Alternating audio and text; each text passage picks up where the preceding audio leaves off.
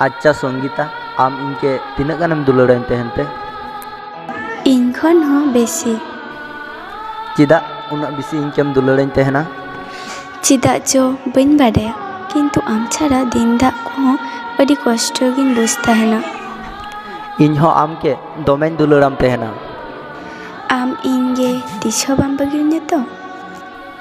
आरे खेपी आम बगी लगी दो इन दो बइन दुलार का में दो बाडायाम तमिन बतरो तहना चेदा आम निये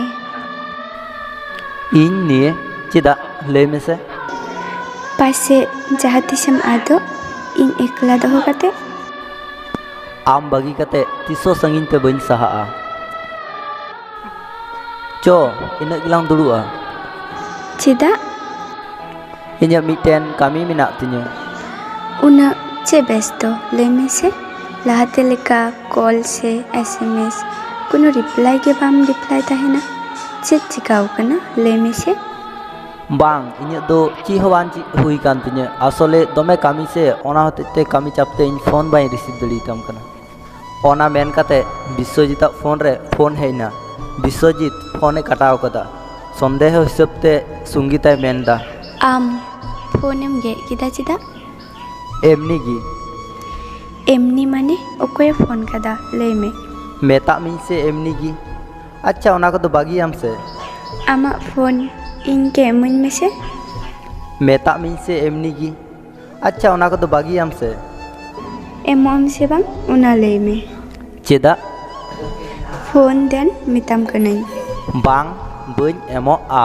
आम फोन इमन में संगीता और विश्वजीत ओना ने किन झगड़ा कान थेना से तखन आरो मिटेन विश्वजीत मोबाइल रे मैसेज हेना आम फोन इमन में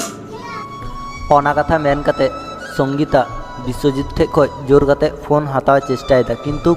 बाय हताव दड़ीदा उनी रंगाते मेनदा संगीता अच्छा ठीक गया फोन बांग एमो हुई तमा और आम इंगे हिरिंग कन में तीन खन आम कोनो दिन हो आलम कॉल ने चेदा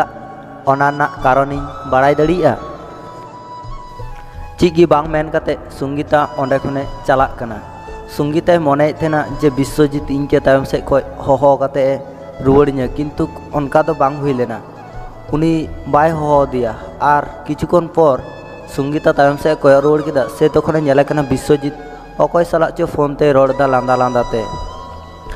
उनका गी तिंगू कान गे ओना पर मिटे ऑटो हेना ओना रे विश्वजीत देज कते चलावना ओंडे खन आदि कष्टते हेना संगीता से दिन ओड़ा रे हेज कते दमे रादा से दिन आयु ची हो बाय जम लेदा से तखन आरो आयु विश्वजीत के फोन आय कना से तखन उनिया फोन वेटिंग गी हिना आयमा धा फोन दिया किंतु उनिया फोन वेटिंग गी संगीता आयमा गान एसएमएस उनके कूल दिया एसएमएस कूल ते रा रा तेगी तीर चे जापी केदा बाय बुझ लेदा सेता बिरी कते सेता फोन आय कना सेता होय उनिया फोन ऑफ गिताया सेता हो उनिया फोन दमे ट्राई कते कि लेकिन उनिया फोन ऑफ गिताया आयु बीर घड़ी संगीता ची गे भाली बाय बुझदा से तखन माठ से दाड़ा बड़ाय चलावना माठ से दाड़ा बड़ाय चलावन काय संगिन रे नेला कना विश्वजीत मिटेन कुड़ी सलाय तिंगू कना से तखन संगीता विश्वजीत के दमे कॉलाय कना किंतु विश्वजीत फोने कटाव का कना से तखन संगीता रंगावते उनकिन सुरगे चलावना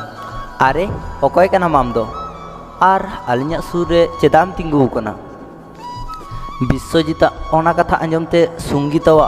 बहग गे बाय कमिये तया चे मेना ची बाय मेना बाय बुझ दड़िया कना चे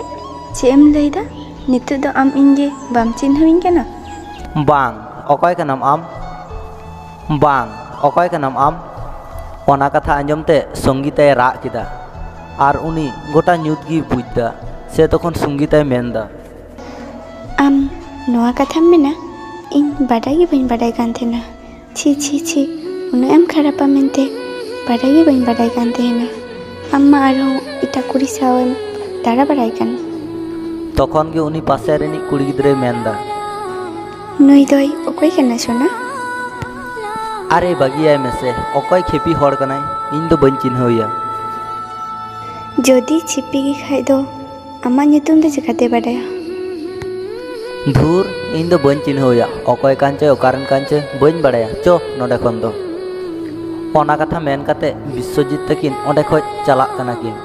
ᱠᱤᱱᱛᱩ ᱥᱚᱝᱜᱤᱛᱟ ᱫᱚ ᱚᱸᱰᱮ ᱜᱮ ᱫᱩᱲᱩᱵ ᱠᱟᱛᱮ ᱫᱚᱢᱮᱭ ᱨᱟᱜ ᱮᱫᱟ ᱟᱨᱮ ᱢᱮᱱᱫᱟ, ᱟᱢ ᱤᱧ ᱥᱟᱶ ᱩᱱᱟᱹᱜ ᱞᱟᱹᱴᱩᱢ ᱫᱷᱳᱠᱟ ᱠᱮᱫᱟ? ᱪᱮᱫᱟᱜ ᱮᱢ ᱚᱱᱠᱟ ᱠᱮᱫᱟ? ᱪᱮᱫᱟᱜ?